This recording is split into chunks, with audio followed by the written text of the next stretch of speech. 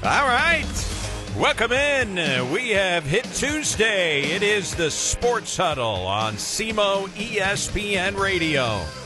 From the Yuengling Sports Huddle Studios, Yuengling is the iconic American lager, America's oldest brewery, Yuengling. And you can hit us up on the Huddle Hotline. It's powered by EBOMD. Our phone number on the Huddle Hotline, 573-334-1220, 573-334-1220, the Huddle Hotline powered by EBOMD. We're going to be talking a little football on this show. Caden Carper is in studio from SEMOBall.com in the Southeast Missourian. How are things, man? This is a busy time of year for you.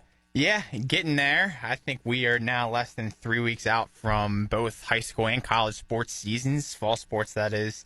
Happy to be back. I have not been in your studio since I think SEMO baseball season, which is crazy. Been a while. Yep. And as I look at the countdown clock, and that is on the SEMO football schedule page, 18 days, 8 hours, 58 minutes until kickoff. However, we have high school football the day before. That's right. So only 17 days until we get high school football. You have been doing a lot of work at SEMO Ball. First of all, you guys have your big high school football, and it includes SEMO, as it has for years. Preview. Tell us about what's coming up for SEMO Ball and how everybody can get caught up to date before the season kicks off. Sure. Thanks for pointing that out. So, yeah, we have the Gridiron Football Magazine that comes out. This will be the 7th edition of it, and we cover the 7 Southeast Missouri area high schools. So that'll be Cape, Jackson, now Saxony Lutheran, who's first full varsity season this year. Scott City with Chaffee. Sounds a little weird. It is weird. But that's one of them, and that's 4. And then, of course, the schools up north with Perryville, St. Vinny, and then Kelly. We take them as well. And, of course, as you mentioned, SEMO, we throw in a preview for them at the very end. So that we just finished that up last week. I think they're currently in press right now, and I'm pretty sure next week they'll be out for sale. So, yeah, would love everyone who is willing to purchase that and kind of just get set for the upcoming football season.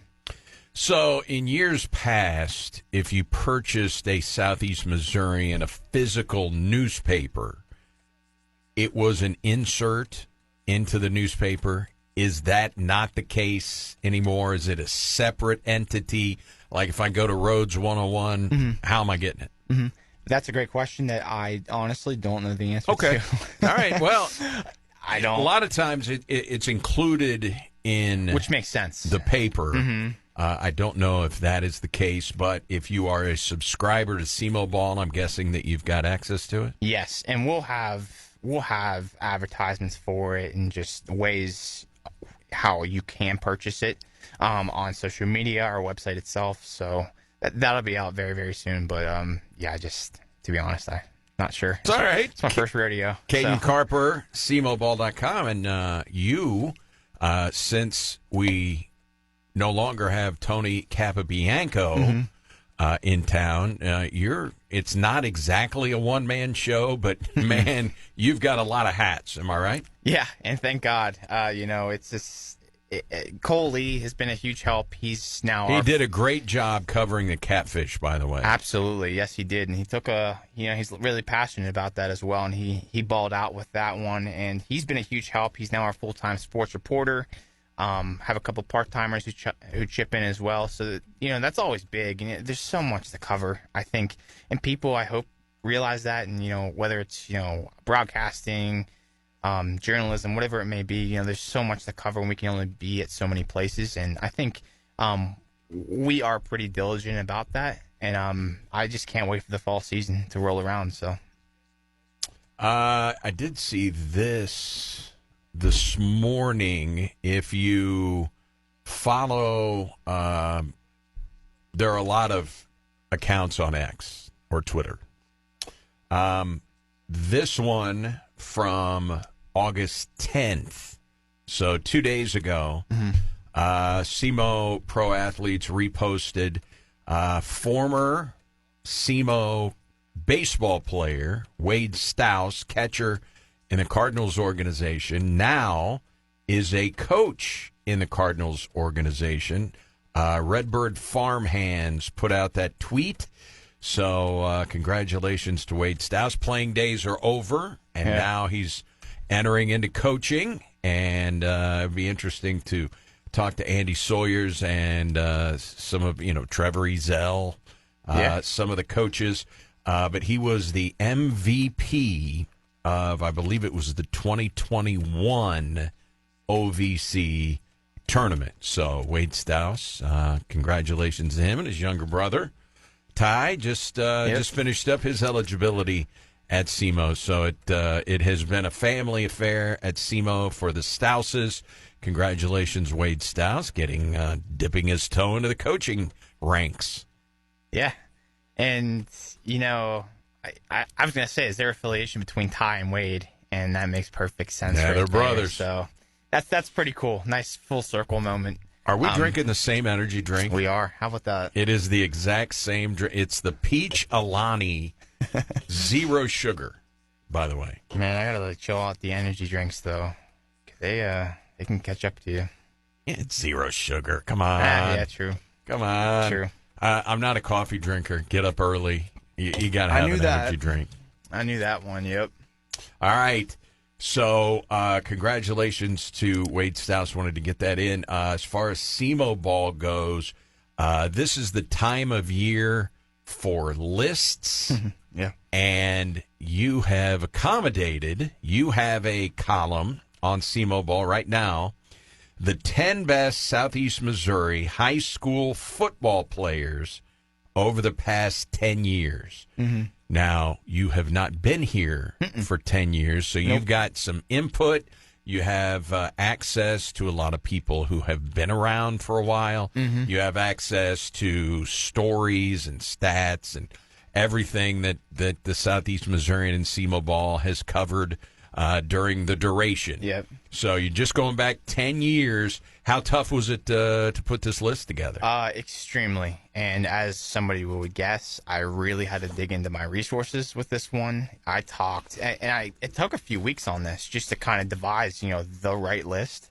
And, I mean, it's subjective, so there isn't necessarily a quote-unquote right list. But I talked from guys around here, guys who covered Jackson, Cape. I talked to guys who covered Sykeston.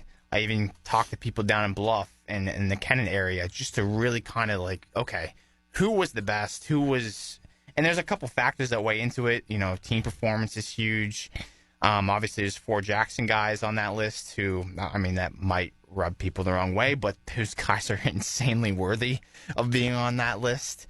You're winning state championships. Yeah. Your impact. Yeah, and you're playing at the Division I level. You're setting state records and stuff.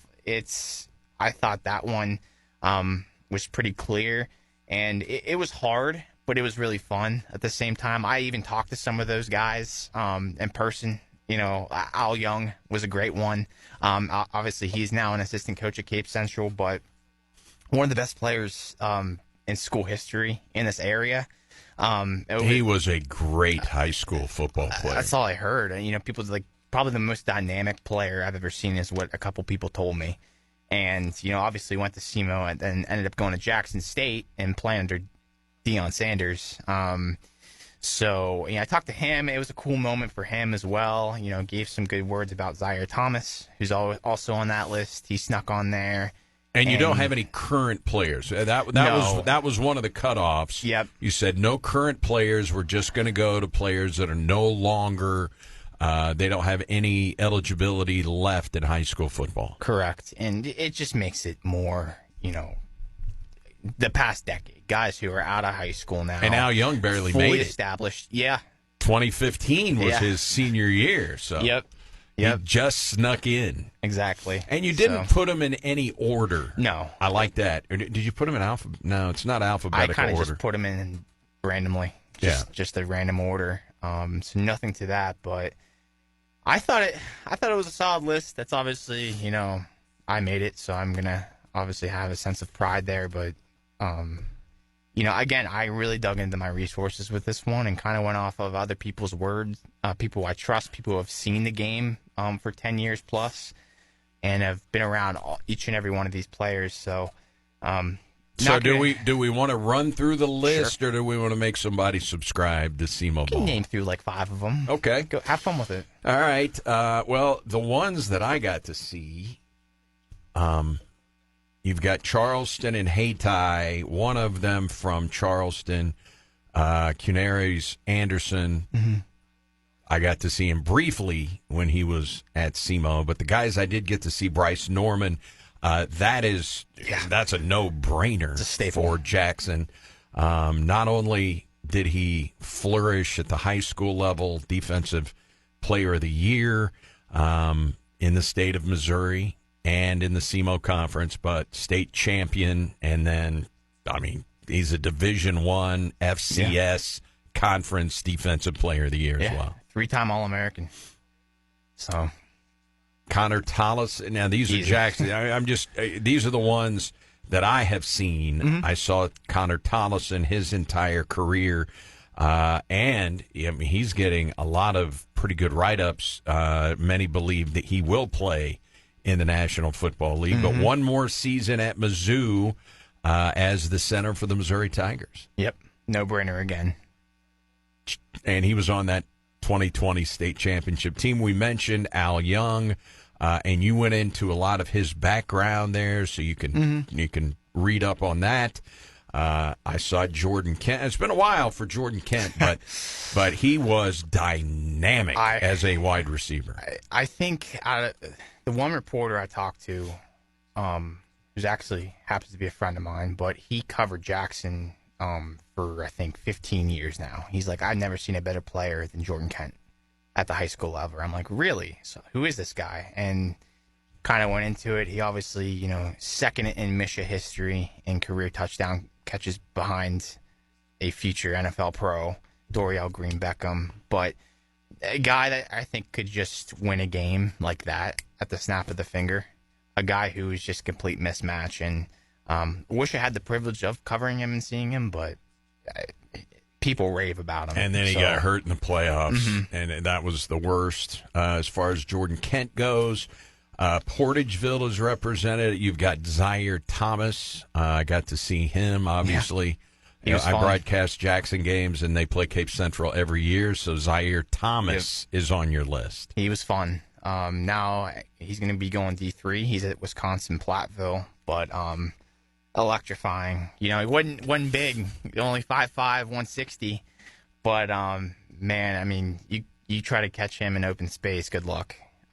Probably one of the more electrifying guys around in the past 10 years. Cale Welker, the quarterback of that state championship team for Jackson. So obviously I got to see him play. And then some of your honorable mentions, if they played at Jackson or if they were, it doesn't matter who I saw. I'm just, those are the only, that's the only way that I have a connection to some of these guys. But you've got Cooper Callis, former Jackson quarterback. Quick disclaimer, very well could have been in the top 10 list. Yeah. Again, I haven't seen these guys, but I heard he was pretty phenomenal as well. So I think he was committed to SIU. He played at SIU.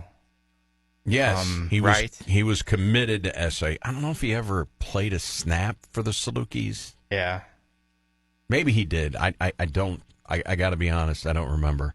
Quayshawn Chisholm from Cape Central is on the list. That's the honorable mention list, but you can see the entire list at SEMO Ball. But that's the cool thing, is that you've got resources to talk to people that got to see a lot of these guys, and people love lists. Right, and I didn't have much to any input in any of these because I only saw one of the 10 players on this list in person, at least at the high school level.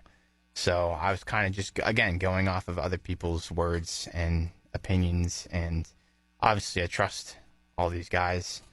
And it was fun to put together. All my job was to kind of just plug them in, throw in some stats and background, and kind of give people an interesting read ahead of the football season. So, yeah. All right. What kind of now you can't really get as much feedback anymore. You used to be able to respond to articles. Yeah, and I wish we could. And there was a message board on SEMO Ball. Sometimes it was toxic, but it was there. It's fun. People could give feedback. How do you get feedback now? It's really just kind of social media posts. So Facebook, Instagram, and whatnot, just the comment sections there. I do wish we still did have the message boards and stuff because that's how people interact. It's fun. It's a way to kind of, enhance engagement, if you will. But because SEMO Ball Southeast Missourian shifted to a different platform, that platform no longer has the message board access and stuff like that, which is unfortunate. But maybe I can, talk to my boss or something and see if we can work something out there. I don't know. I think. But I know you had told me there were some people in Caruthersville that were like, no, wait a second here. Don't forget about the Tigers. Yeah, which I don't know much about Caruthersville. I tried to reach out to reporters down there who kind of saw them a little bit, but I got nothing. So, hey, man, sorry. That's the way it is. Can't please everyone. So. I like the top 10 list, and I would guess this is probably not going to be your last list. No. Now that you're in charge and are the editor, right? Yep.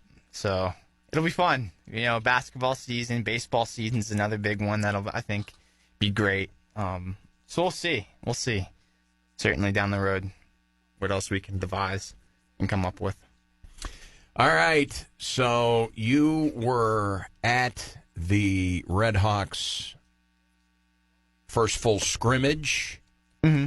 And that took place on Saturday, correct? Yes. Yeah. Yep. We are on our way back from the World Series down in Florida. You got a pretty in-depth recap, and you got a lot of quotes from Coach Tuke in this story. Mm-hmm. Yeah, a lot jumped out on Saturday. I think mostly positive things as well. I'll start with the quarterback. I think that's what a lot of people are eager to hear and watch this season. Jax Leatherwood, he's the guy. He will be the starter, at least in the beginning of the season, and Lord willing, the rest of the season. So Jax, 6'8", 250, looks a lot more comfortable in the pocket. Has really, I think, done a great job transitioning into a new offense, a new scheme, which, again, people forget is kind of new for everyone because it's a new offensive coordinator and John Holt, who was hired after McDowell left for Saxony Lutheran High School to coach his kid. John Holt comes in from North Carolina. He's the guy. I think this is a good thing for both the team and the fans' sake. It's going to be a much more balanced attack this year. Again, it would have been more balanced last year if they didn't have all the injuries. Absolutely. With Epton and Brown. I mean, their top two guys were out. Yeah. Yeah, absolutely. And then when Brown came back, he wasn't really 100%. No. The running game just took a big hit with injuries, and it seems like everybody's healthy now. Yeah, and you get that entire backfield back this season, which is huge. Cole Rubel had a big game. He's kind of like quote unquote RB3 in that system now, behind Brandon Epton Jr. and PB Peyton Brown. So I think Leatherwood, though, he looks sharp. He looks more comfortable, and you got to realize, too, like, he's 19. He's only like 19 years old. He still has a lot more maturing to do, and he only has one full season at the junior college level under his belt. So there's a lot of maturation there. But Tuke was quick to point out the fact that, Leatherwood is very mature for his age. It's kind of just getting that real game experience and really, getting those 2-minute drives and really, taking a couple shots. So he looks good. I think the offensive line is really coming together well. You lose 4 starters, including Gig and Carter Gilliam, who's a true freshman All-American last year. But where did he go? Louisville? Mm-hmm. Yeah, that's what I thought. He went to Louisville. Tyler McMillan, the left tackle, I think he's at Illinois. And then Six Killer and Zach Gig both graduated. So it's pretty much a fresh start. Rashad Turner's going to be the anchor. He's at left tackle. He's the only upperclassman, or at least returning upperclassman, He's there at left tackle. The interior is kind of gelling now. Got a couple transfers in there. Wilbert Phillips, he's from Missouri Southern. He's a name to watch out for. Tuke was kind of high on him as early as the spring. And then Chris Farrell, he's a Kent State guy. He'll be at center. At least he's been getting starting reps at center. So I think the O-line is good. It's just a matter of building that chemistry, meshing, and kind of becoming one unit there. And then I know I'm talking a lot, but the defense. You got Yusuf Sanogo Kendrick. Took some reps at right guard, according to your story. And then we were just waiting for Jalen Nettles to be healthy last year, who transferred from UAB. But, man, he was banged up for a lot of the season. So you got to hope these guys stay healthy. But maybe they've got a little depth on the O-line this year. What do you think? Coach Lucas Orchard, the offensive line coach, that's one thing he did point out. He's like, I like the depth we have. I like, I think the way these guys are progressing this season. And you got to think with SEMO, they're very good at developing guys, especially in the trenches. Carter Gillum, we mentioned him earlier, perfect textbook example. True freshman, steps in, wasn't really going to be like a plug-and-play starter right away, ends up being a true freshman All-American. Now he's at the FBS level. So it's like the development is there. I think it's a matter of trust in the coaching staff, and it's a matter of just watching things kind of just unravel and unfold as the season goes on. And, hey, talk about the schedule. It ain't going to be easy in the first few weeks when you have to go to Arkansas State, then to North Dakota State, and then you turn around and face the reigning national champions. Yeah. And then you got to turn around and face SIU, a hated rival, and then UT Martin, one of the top teams in the conference with you. So there's going to be a lot of growing pains early, which is expected with that type of schedule and a new look roster for the most part. So I think patience is a big thing that the fan base needs this season, including myself. Arkansas State has been a solid program for a lot of years at the FBS level. That is a $325,000 paycheck game in the opener, August 30th. And I've got the Stats Perform poll pulled up. North Dakota State, preseason number 1. So the Red Hawks play not only the reigning national champions, but the current number 1 team in the nation, week 3. They also play Southern Illinois, as you pointed out. They are preseason number 20, but they get SIU at Houck. That'll be the War for the Wheel, September 20th. And they have to go to Tech, who's preseason number 1 in the voting for the Ohio Valley Conference. They are one notch below SIU in the preseason FCS poll. Tech checks in at number 21, and then the Red Hawks are number 27. They're the second team receiving the most votes outside of the top 25. And UT Martin is, let's see, 2 spots behind the Red Hawks. So if SEMO's 27, Martin's 29. So of the top 30 teams in the country, the Red Hawks are playing 4 of them on their schedule. North Dakota State, SIU, Tennessee Tech, and UT Martin. And they get most of them early. So that'll be a great for early test. And I think kind of in Coach Tuke sort of implied this during OVC Media Days. He's like, we don't look great on paper, but he's really excited about this team this season. And when you lose the Paxton DeLorean, when you lose Bryce Norman and a ton of starters on both sides of the ball, people are going to write you off, like, oh, well, they're going to take a step back, or it won't be up there in contention this season. You give these guys a chip on their shoulder, I think they can exceed expectations. So don't you think there were a lot of people that thought the Milwaukee Brewers were going to take a step back this year? I mean, Brandon Woodruff was not in the starting rotation to start the year, coming off shoulder surgery. Nobody knew what it would look like. Willie Adames who led the National League in RBIs last year. He's gone. You just go down the list of guys that they ended up losing from last year's team, the Milwaukee Brewers, and they are the best team in baseball. So some people picked them fourth. The experts in the NL Centrals thought they would come crashing back to earth. So preseason expectations don't always translate into regular season stuff. But we'll see. It's a tough schedule. It is a money game, which FCS schools rarely win. In the history of their program, SEMO has won one. Sure. And that was 2002 at Middle Tennessee State. And they hadn't been FBS that long, Middle Tennessee. Still an FBS win, but they haven't won any other games now. They had Eastern Michigan beat a couple of times for money games. State beat last They had New Mexico year. State beat, but they haven't actually got to the finish line except once. So normally FCS schools lose their FBS game. That's right. Yeah. Or if you've got multiple games. I know one year Eastern Illinois had 3 money games on the schedule, and they got everybody hurt. It was a lost season. And then you go to North Dakota State, the number 1 team in the land, who rarely loses at Fargo Dome, and then the 20th-ranked Salukis, followed by UT Martin. And that is your first 5 games of the year. Yeah.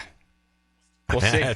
That is a gauntlet. And, by the way, the Martin game is on the road. The preseason favorite, Tennessee Tech, also on the road.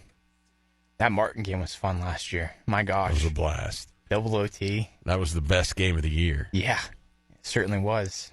So that's the way it is going to start. By the way, the top 25, you got the 2 teams that played in the national championship game. North Dakota State 1, Montana State 2, followed by South Dakota State, South Dakota, and Incarnate Word is number 5. Okay. Then you've got Illinois State. I mean, you just start looking at the Missouri Valley Football Conference. I mean, what do they got? 5 or 6 teams in the top 25, and on a regular basis during the season, they've got 5 or 6 teams ranked in the weekly top 25. I mean, that's how strong that conference is. That's why when Murray State was moving, I know they were moving for men's basketball. Yeah. They are never going to compete in that conference. I'm sorry. No. Yeah. Just my opinion. All right, so in your story covering SEMO's scrimmage, you talked about the defensive secondary. New Mexico State transfer Angel Munoz was somebody that you highlighted and somebody that Coach Tuke talked about a little bit. How about the defensive secondary here? Yeah, so I'm glad you brought that up. So at SEMO Media Day on Sunday, me and a couple of the TV guys conducted some interviews, and when asked about the secondary, because it's pretty bright this season, Coach Tuke said, and these are his words, he said, this has the chance to be one of the best secondaries I've ever coached. And come to think of it, on paper you don't know a lot of names because most of them are transfers. You get Adrian Patterson back. He's another guy banged up so much last season. Missed 11 games last year. That shoulder injury, and now he's back. He looked great in the scrimmage, by the way, on Saturday. That's one guy that really stood out. But you mentioned Angel Munoz, so he's interesting. Incredibly athletic defensive back. Grew up in West Texas, went to New Mexico State, didn't get a lot of playing time there, so he transfers to SEMO this past offseason, and he's stepped in and kind of just been like the guy, one of the guys. That is Coach Ricky Kuhn, defensive coordinator. He raves about him. Really physical, kind of like a throwback guy. They have him at nickelback, and he's just been making plays and tackles left and right. He's certainly a guy to watch out for. Another one is another transfer, David Jones. He's a cornerback out of Grambling State in HBCU down south there. And Baton Rouge guy, grew up there. A lot of talent comes out of Baton Rouge, Louisiana. And he's trained with Derek Stingley, who's one of the best cornerbacks in the NFL right now. He's an LSU guy. Currently with the Houston Texans. He's trained with guys like that. He's a playmaker. I think he can seriously be one of the top defenders in the conference when it's all said and done. Sort of an all-purpose guy. They also use him on special teams, at least they did in the spring, as a punt return man. So he's very dynamic. But there's a lot of good pieces in that secondary, as you mentioned. And really, there's a lot of good pieces on each level of that defense, at linebacker. And they needed an upgrade. I mean, 2 years ago, all those games they lost at the end, man. I mean, they just could not. They just could not stop the passing game late in some of these games. I mean, there were 3 losses where they trailed, I think it was for 13 total seconds, and they lost all 3 games. Total. Oh my gosh. And it was tough. So that's a big statement from Tuke. Yeah. And I think our first coaches show is, let me double check, on the 25th. So that is the week of the first game.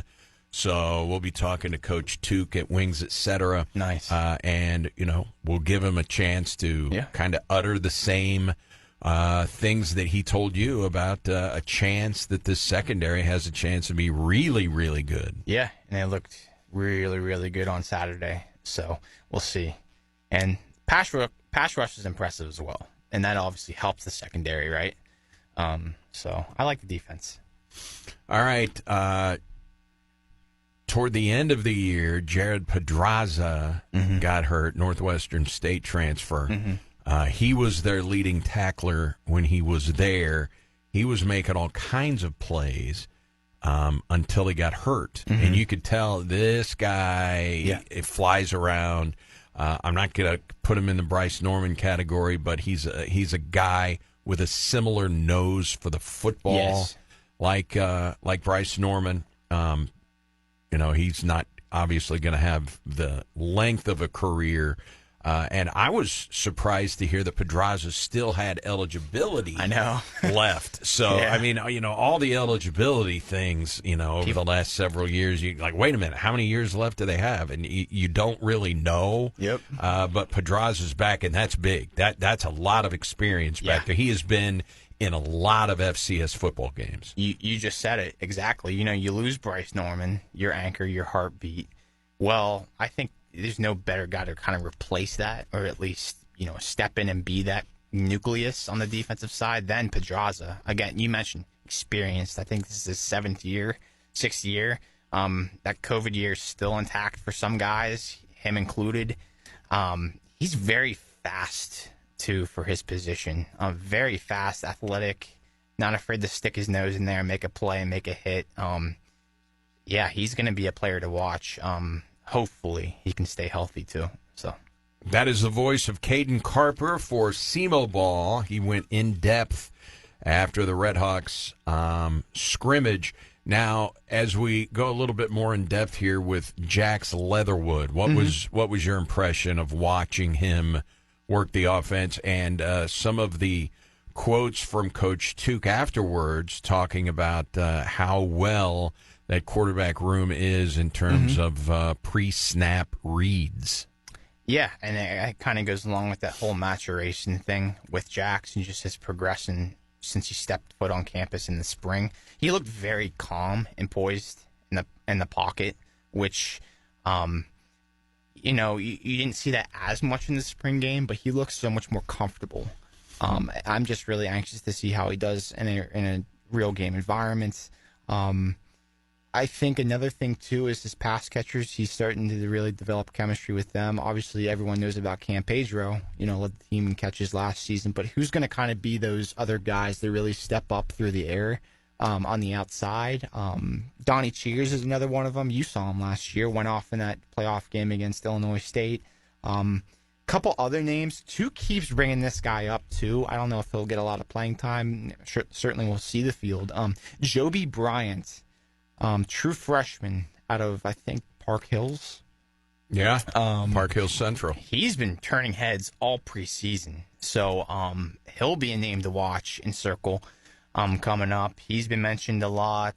I think size is the one thing, because you got to think, what's one thing that made Dorian Anderson and Tristan Smith last year stand out? I think their size and just being those, mismatches on the perimeter. And if they can find a guy like that, I think Trent Shelton's another one of them. I can't remember the other guy's name, but he's a JUCO guy from Kansas. They got options. They got weapons. I think it's a matter of guys stepping up and helping Jax out in that passing game. But all the coaches seem pretty comfortable with what they got at hand, so it'll be interesting.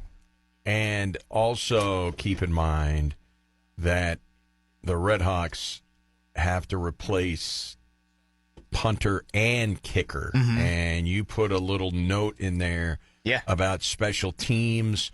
Coach Tuke is hyper-focused on special teams and has been since he got the job.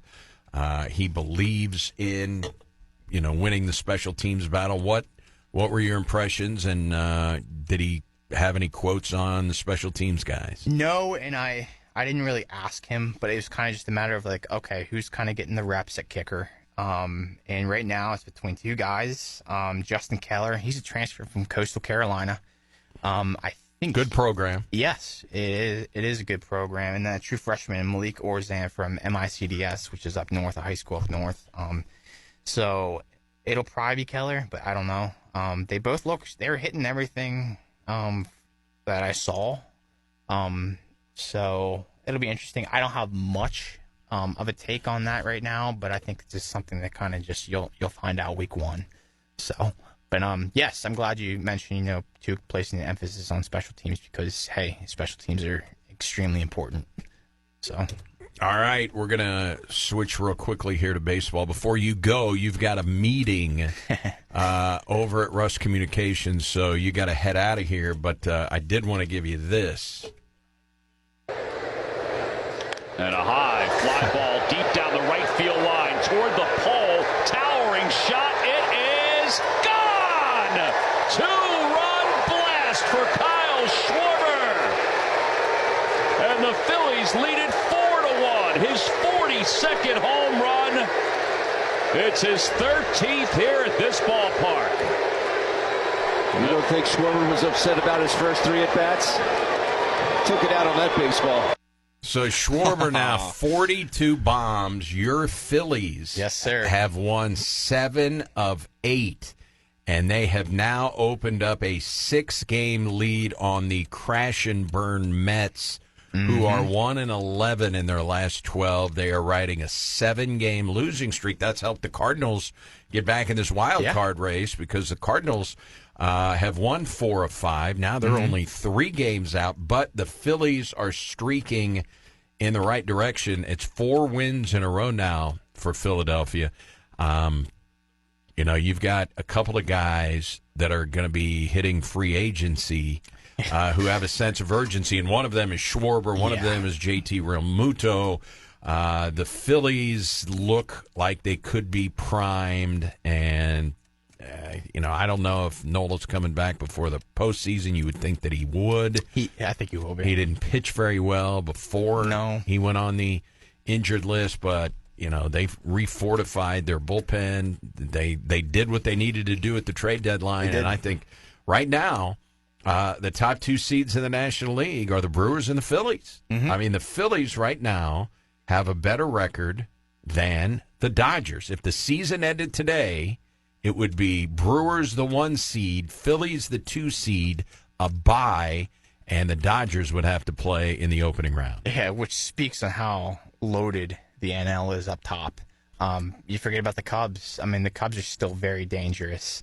San Diego's a very good team, so it's going to be a very interesting playoff race this year, particularly in the National League. But I got to extend Schwarber, man. I mean, he might win the MVP.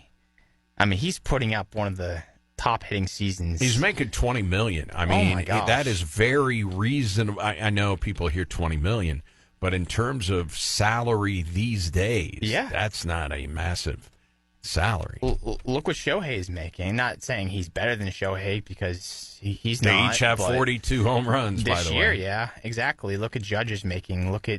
You can go on and on, but pay the man. I mean, Real Muto, I get. You can release him. He's old. I think he's sort of peaked in his prime. But you got to retain he's not the Kyle same player. Schwarber. You know how much money Zach Wheeler's making per year? Not on the top of my head. $42 million.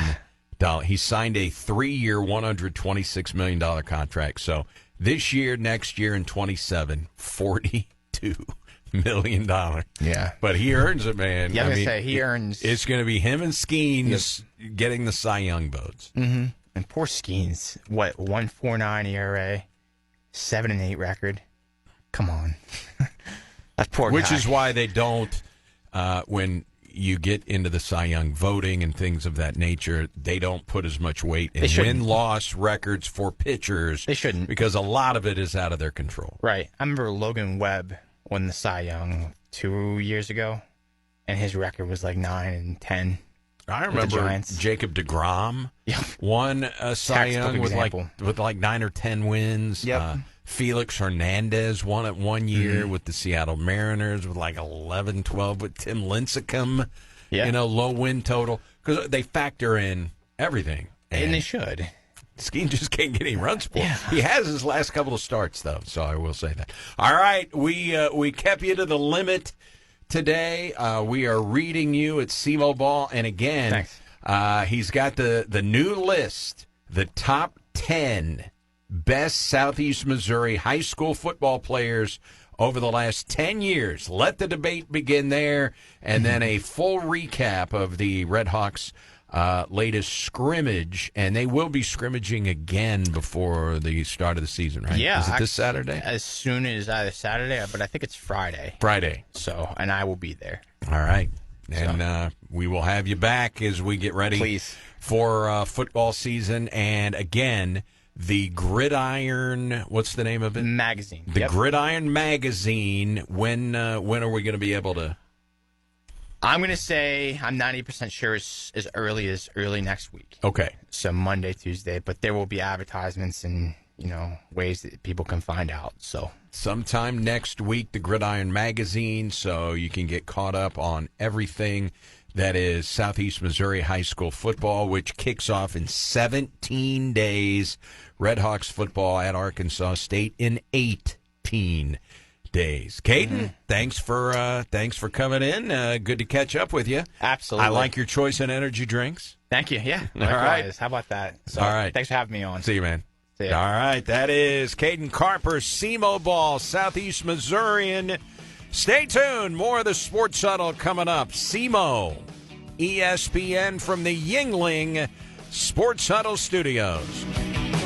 Sports Huddle, SEMO, ESPN from the Yingling Sports Huddle Studios. Yingling, the iconic American lager, America's oldest brewery. Yingling, Cardinals back in action tonight. And, man, for a while there yesterday, you were like, come on. And you all of a sudden take 2 of 3 from the Dodgers, 2 of 3 from the Cubs, and you're going to lose to the Rockies. Well, it would not happen on Brendan Donovan's watch. He gets the big hit, and he was not in the starting lineup yesterday. And Oli Marmol, and his postgame was talking about he had a plan about when he was going to use Donovan, who came up in the bottom of the 8th inning, 2-run double. Cardinals went from down 2-1, 2 up 3-2. That was the final score. Here's Marmol. Right at first pitch, we agreed that he would take an at bat. My goal was to stay away. There's a lot of moving parts to that game because of that. Our goal was we can use him off the bench for an at bat, no defense. But then it presented itself where that's why we didn't run Hams early there with Gore at first, because if someone has to take the Scott at bat, then Hampson has to play center. So if we're not going to leave Donnie in the game, so there's a lot of moving parts to it. We took our shot, and we're okay with him playing one in the defense if we can get the win. And I'm glad it worked out that way. No update yet. It was just starting to tighten up, so he got himself right above the knee, and it wasn't getting any better, so we took him out. Yeah, we veered a little bit from what we've done all year. You take the lead there, you typically leave Scott in the game with your best defense. Hampson could go play defense, and you feel good about it, even in Burley's spot there. But with no JoJo, no O'Brien, and knowing Leahy's going to go back out in a 1-run game, I'm trying to add one more and let Pozo take that at bat and make it a 2-run game. And felt comfortable that if it came back around, Burleson's hitting third if they tie it up. So we took a chance there. I'm glad it worked. But with no back end and Leahy going out for his third up, we figured let's try to tag on one more run. Yeah. He was efficient. He looked good, and I trust him. So especially in that moment, one-run game, nothing's going to speed this kid up. So we felt good with the other guys down, him being the guy to go back out there and finish the game. Basically, here's the thing. Like, in a perfect world, he takes an at-bat and you keep him off his feet after that. If you have a chance to win, Donovan's never going to tell you he can't go out there and play an inning of defense. We're going to take our shot every night. It's going to be fun doing it. And tonight was a night to go ahead and do it. So we felt good about it. I'm glad it worked. That was awesome, man. I mean, hasn't played in a couple days to go out there, take a big at-bat in a big moment. That's an awesome swing there. And to be able to drive into that worked out perfectly, and we need to continue to build off of that. But that's a fun moment for everybody. Yeah. And it was big because the Cardinals actually lost. I mean, stop me if you've heard this before, but they actually lost Lars Nootbaar in the game. He fouled a ball off of his leg, and he didn't foul it off of his front leg. I mean, what would you say, 90+% of the time when a guy fouls a ball off his leg, it's the front leg. It was his back leg just above the knee, and the trainer came out, and it took a while. He stayed in the game. Apparently it tightened up. They brought Jordan Walker into the game, but the Cardinals win, and that is back-to-back one-run victories. 3-2 Sunday night over the Cubs, 3-2 last night against the Rockies. So it's a pair of lefties tonight. It'll be Matthew Liberatore versus Kyle Freeland, the left-hander for Colorado. And the bottom line is in the division, the Brewers don't lose. They do not lose. They win again yesterday. Here is what it is for the Milwaukee Brewers. They are now 30 games over 500. Remember to start the season, they were at Yankee Stadium. Nestor Cortez, I think he gave up home runs on his first 3 pitches, at least his first 2. It just got bombarded. And they were 0-4, the Milwaukee Brewers, as they got swept by the New York Yankees. On May 25th, going into a game against the Pirates, the Brewers were 25-28, 3 games under 500. Since then, May 25th, when they were 3 games under 500, they have won 49 of 65. In other words, they're 49-16. Think about that. 49-16. In their last 29 games, the Milwaukee Brewers are 25-4. And this is their second double-digit win streak. They're just the 10th team to have 2 double-digit winning streaks since they went to divisions in 1969. 56 years ago. Only the 10th team to do that. It's a 10-game winning streak, and we'll see how they do. Now, there was one Cardinal team that did that, by the way. The 01 Cardinals had multiple double-digit winning streaks. So the Brewers don't lose, but the Mets these days don't win. And so the Cardinals find themselves only 3 out in the wild card with 2 more games against the Rockies. The Yankees are struggling. They get the Yankees at home this weekend. Now, Judge did get a hit last night, Aaron Judge. The Yankees did win their game against the Minnesota Twins. They always beat the Twins. So right now, you've got a struggling Yankees team coming in this weekend. Then you go to the Miami Marlins at Tampa Bay, 4 at home with Pittsburgh. Cardinals have this finishing stretch, one of, on paper, the easier schedules in the National League. Can they stay in this wild card race when are the Mets going to get it headed back in the right direction? Because right now, that's the team that the Cardinals are trying to chase down. Now, the Reds are ahead of the Cardinals by 1 game, but they are 5-5 in their last 10, and the Reds lost last night. So we shall see. Lefties tonight, and once again, it's going to be a 6:45 first pitch at Busch, Rockies, and the St. Louis Cardinals. Matthew Liebertor, Kyle Freeland. Hello to the radiant, ravishing Dawn Shawn. Appreciate her. She is getting ready for a little beauty nap. Stay tuned. We've got Clinton and Friends coming up. Mike Rennick back tomorrow. Thanks to Caden Carper for joining us. You can read him at cmoball.com. Enjoy your Tuesday, everybody.